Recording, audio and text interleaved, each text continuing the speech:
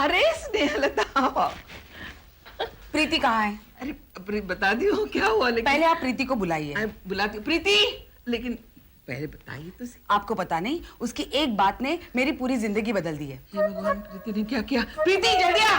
प्रीति! क्या बात है मामी, क्यों इतना चिल्ला रही हो? अरे स्नेहलता आंटी, आप कैसी हैं? कैसी है? माफी मांग। क्या कह दिया उसे? माफी मांग पहले। किस बात की माफी मामी? सावरी जी, आप क्या कर रही है? ऐसा कुछ नहीं हुआ है, उसने ऐसा कह दिया कि मेरा एक मेजर प्रॉब्लम सॉल्व हो गया है। हाँ, क्या कह दिया? I think Preeti has given a wonderful idea. नैना की माँ कितनी खुश है। पर अंकल ने आंटी को कानूनन तलाक नहीं दिया था, इस बारे में हमें पता ही नहीं था ना। और ये पॉइंट हमारे दिमाग में आया ही नहीं। पूर्वी की बात किस मुंह से कन्यादान रोकेगी? अब आंटी और अंकल ऑफिशियली शादी के मंडप में बैठकर नैना का कन्यादान कर सकेंगे, है ना? और वैसे भी कन्यादान जैसे पवित्र रिवाज के साथ पूर्वी की माँ ने बहुत बड़ा खिलवाड़ किया था, नहीं करना चाहिए था। पर anyways, all's well that ends well. अंत भला तो सब भला। नैना की माँ तो इतनी खुश है, पता है वो आज मामी के घर गई उनका शुक्रिया अदा करने। इसके एक आइडिया ने जो कमाल कर दिखाया, मैं क्या बताऊँ आपको। कहाँ से आई? मैं हूँ ही ऐसी। नई बात सुनी, इंटेलिजेंट है ये। नहीं प्रीति, ये तुम्हें मेरी तरफ से कुछ नहीं बेटा, एक छोटी सी gift। ये छोटी सी है। आंटी गिफ्ट तो अच्छी है, पर पैसे नहीं ले सकती। अच्छा, कैसे नहीं लेगी? हाँ, आसावरी जी आप बताइए इसे। ले एक बार दिमाग चलाने का इतना अच्छा तोहफा मिल रहा है तो शायद ये अपना दिमाग बार बार इस्तेमाल करेगी, है ना? आप जरूर मेरा मजाक उड़ा रहे हो। ये ले। Thank you aunty. एक बार वो प्रीति की बच्ची हाथ में आ जाए, मुंडी मरोड़ दूंगी मैं उसकी। किस किस की जान लेती रहोगी तुम? अभी थोड़ी देर पहले तुम स्नेहलता का गला घोटने की सोच रही थी। सबको मार डालूंगी मैं। मुझसे लड़ने चली वो स्नेहलता, अब देखना कैसे पछताएगी। पछताने की बात तुम्हारी है माँ। बहुत बुरे काम किए तुमने। मैंने तुम्हें कहा भी था कि अच्छे बुरे का फल इसी जन्म में मिलता है, इसी जन्म में। मैंने कोई बुरा काम नहीं किया। कब तक अपने आप को और अपने बच्चों को गुमराह करती रहोगी? सारे गलत तरीके अपनाए हैं तुमने। यहाँ तक कि कन्यादान जैसे पवित्र रिवाज को भी कलंकित करने की कोशिश की है तुमने।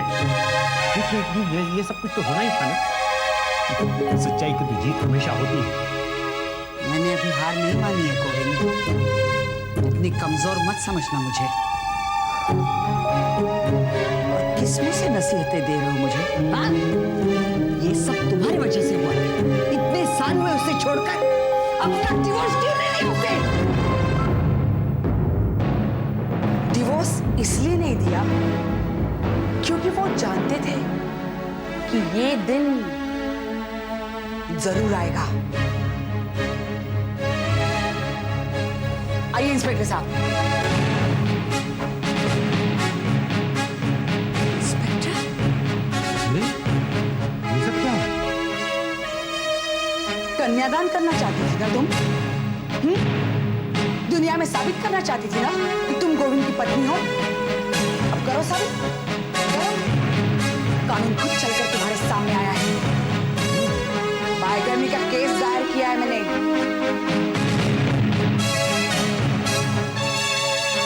पुलिस में कंप्लेंट की है।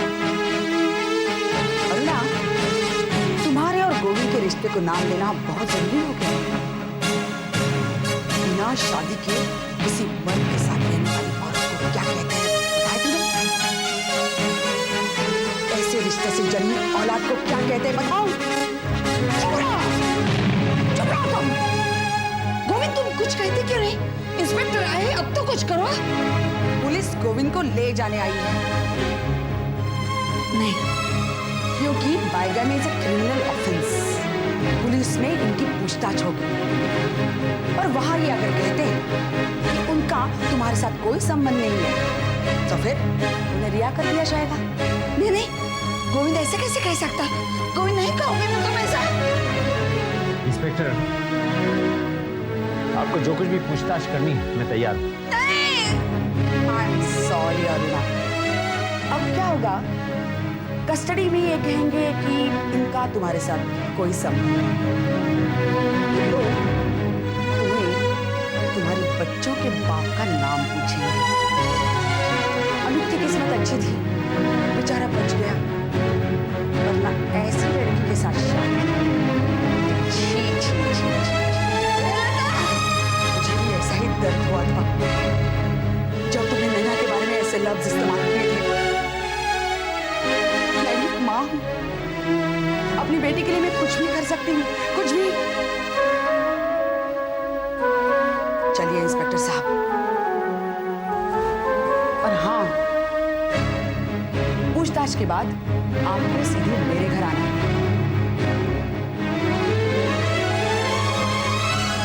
Have a nice day, Aruna. Please Lata ऐसे मत करो, मुझसे गलती हो गई, इन्हें मत ले जाओ। मैं फिर कभी ऐसा काम नहीं करूंगा, I promise you। दोबारा ऐसे करने का मौका मैं तुम्हें दूंगी तब ना।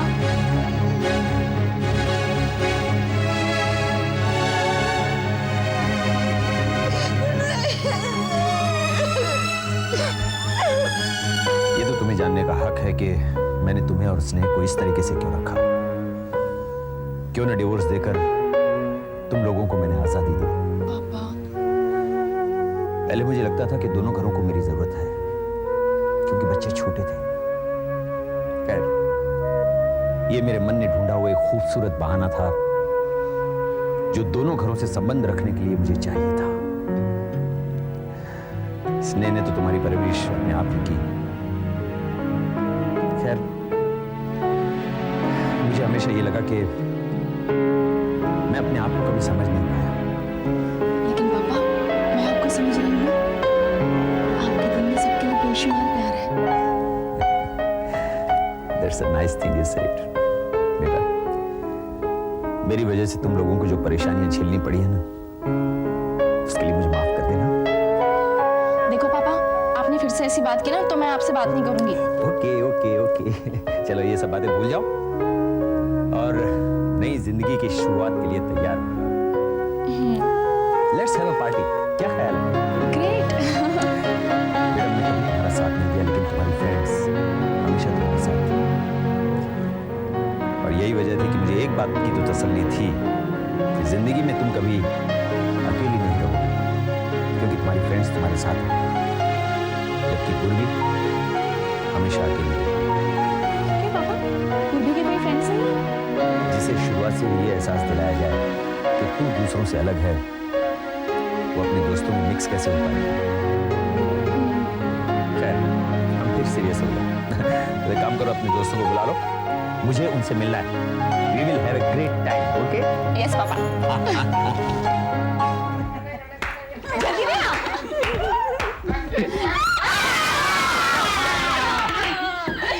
इसे हम नचाते हैं।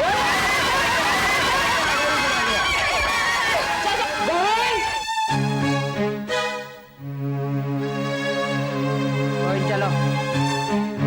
नहीं, तुम जाओ।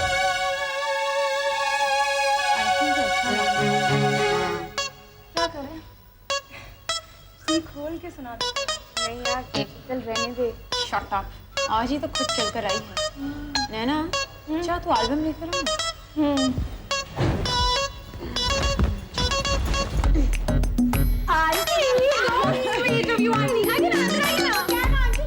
शादी की खुशी में कोई बहुत सा गेट टुगेदर है। आइए ना,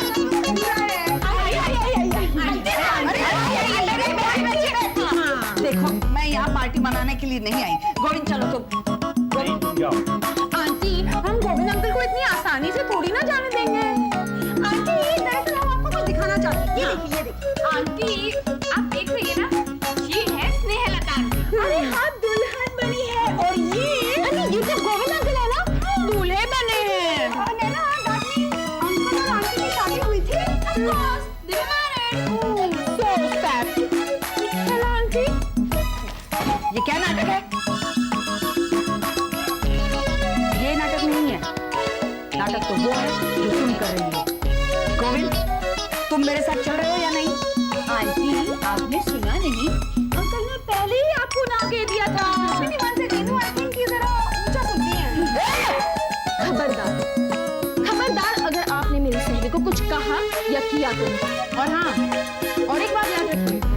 नैना की शादी में आपने कोई भी तमाशा करने की कोशिश की ना, तो ये मत भूलिएगा कि मुकाबला हमसे है। बहुत बुरा लग रहा होगा आपको भी, लेकिन आपने तो क्या नहीं किया स्नेहलता आंटी के साथ। और किस हक से नैना की शादी में कन्यादान का हक मांगा था आपने? हाँ? और एक बात, मैं अपनी माँ की बेटी और मेरी शादी में मेरी माँ ही मेरा कन्यादान करेगी, वो भी पापा के साथ बैठ, समझी? और आंटी, रिमेम्बर आपकी भी एक बेटी है, भगवान ना करे कहीं उसकी शादी में कोई प्रॉब्लम आ जाए और फिर आपको स्नेहलता आंटी के पास आना पड़े मदद के लिए। अरे जा, इससे मदद मांगेगी मेरी जूती। तुम्हारे जैसे ढीठ औरत मैंने आज तक नहीं देखी। तेरी पूर्वी के लिए मेरे नैना के नाम की जमीन बेचने के लिए गोविंद को मेरे यहाँ किसने भेजा था? छोड़ो ना मम्मा, इन्हें कहाँ ये सब याद रहेगा, ये तो सिर्फ हक जताना जानती है और कुछ नहीं। और तुझे पता है नैना, जब ये आए थे मेरे पापा से मिलने तो कह रहे थे कि नैना और पूर्वी मेरे आंखों के तारे हैं, नैन के तारे हैं। तब इनको तेरे पापा से काम था ना, पूर्वी को मिस इंडिया जो बनाना था। और वो बनी क्या मिस इंडिया? इन्हीं से पूछ लेते। क्यों आंटी, पूर्वी बन गई मिस इंडिया? एनीवे, आपने हमेशा अपनी मनमानी की और हमेशा हम चुपचाप रहे, सिर्फ इसलिए कि अगर हम आपको कुछ कहेंगे तो आप जाकर पापा को टॉर्चर करोगी। और हमारी खामोशी को तुमने कमजोरी समझ ली और ये तुम्हारी बहुत बड़ी गलती थी। अब तुम यहाँ से जा सकती हो।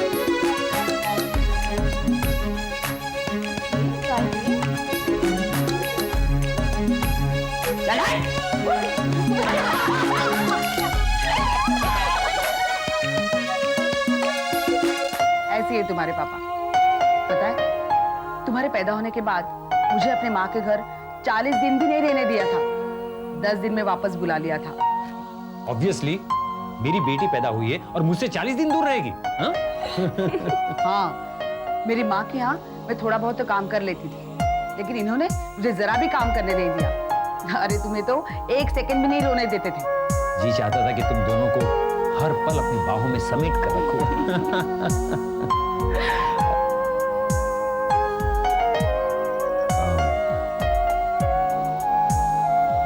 रात काफी हो चुकी है, सो जाओ।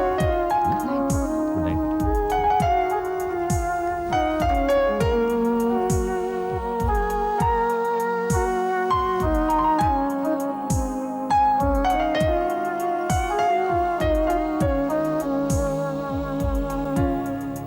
Good night Govind. Good night स्नेह।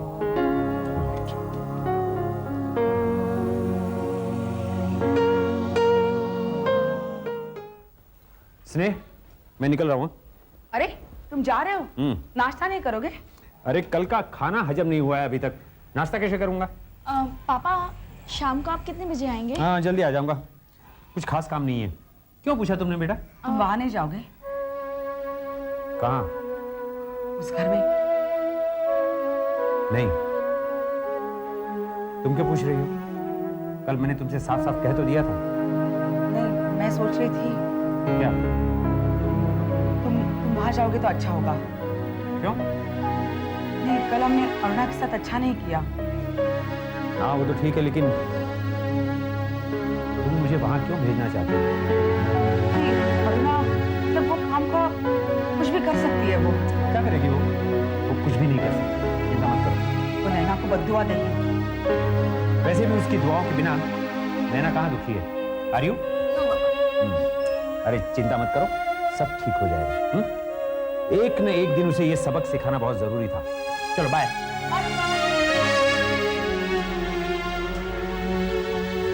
मम्मा, तुम पापा को क्यों वापस भेजना चाहती हो? बेटा, मुझे कुछ अजीब सा लग रहा है। गिल्ट फीलिंग आ रही है मुझे। क्यों मम्मा? तुमने क्या पापा को उनसे छीना है? नहीं, फिर भी मम्मा प्लीज, आज पापा हमारे साथ रहना चाहते हैं, उन्हें रहने दो। कल मैं जब चली जाऊंगी तो तुम बिल्कुल अकेली पड़ जाओगी मम्मा। नहीं, मुझे अकेलेपन से डर नहीं लगता। पर क्या? तुम्हारे पापा अपने खुद की चाहत से यहाँ नहीं रह रहे। मतलब वो सिर्फ अरुणा को सबक सिखाने के लिए यहाँ रह रहे हैं। जो भी है मामा, आज पापा यहाँ रहना चाहते तो प्लीज उन्हें मना मत करो। गोविंद कहाँ है? वो तो ऑफिस चले गए। तुझे क्या लगता है तुम मुझसे जीत गई? मैं तुम्हारे साथ कोई जंग नहीं खेल रही हूँ, लेकिन मैं खेल रही हूँ। अच्छा? तो हार जीत का डर तुम्हें होगा? इतनी अकड़ ठीक नहीं स्नेहलता। आंटी नैना, तू चुप कर, बीच में मत बोल। शायद तुम लोगों ने मुझे पहचाना नहीं ठीक से। नहीं मैंने तुम्हें गोविंद से डिवोर्स दिलवाया तो मेरा नाम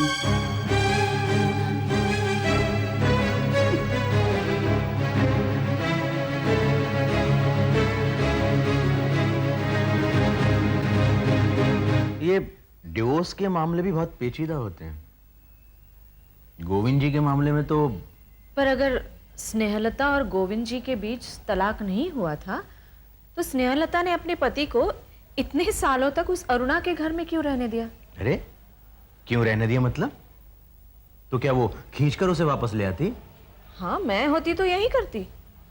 हाँ, तुम तो कुछ भी कर सकती हो, बल्कि मैं तो कहूंगा कि अगर उसकी जगह तुम होती तो शायद खून खराबा भी हो सकता था। बाबा कुछ भी कहते हो आप। अरे मैं ऐसी मजाक कर रहा हूँ।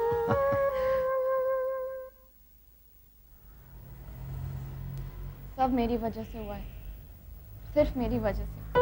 अरे ऐसा क्यों सोचती हो तुमने जो सलाह दी थी नैना की माँ को, यही सोचकर ना कि उनके प्रॉब्लम सॉल्व हो जाएंगे।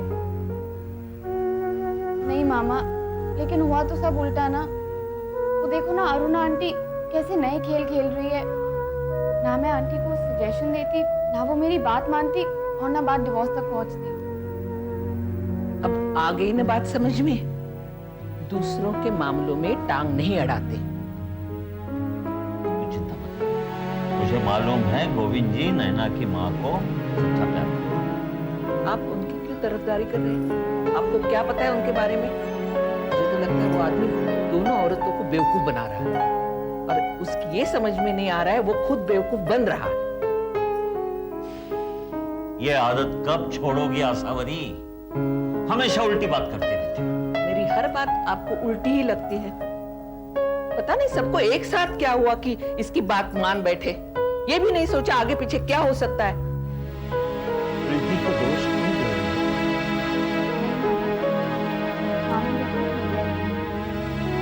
सारी गलती मेरी। शुक्र है मेरी एक बात तो तेरी समझ में आ गई। अब इतनी सी बात और समझ ले, गोविंद जी के प्रॉब्लम्स और राज के प्रॉब्लम्स में ज्यादा फर्क नहीं है। भले उसकी बीवी मर चुकी है, लेकिन वो उससे प्यार करता है, उसे भूला नहीं है। सोच ले, तू भी ऐसे फंस सकती है शादी करके। क्यों अनाप शनाप पक रही हो? मैं बक रही हूँ या सही कह रही हूँ? ये आपको तब समझ में आ जाएगा जब आपकी भांजी की जिंदगी बर्बाद हो चुकी। मामी, तुमने कहा था ना कि तुम राज की बात कभी नहीं निकालोगी। हम दोनों के पास ना इसका सिर्फ एक ही रास्ता है। तो फिर तुम क्यों मामी? मैंने सोचा तुझे मेरी बातें समझ में आने लगी है।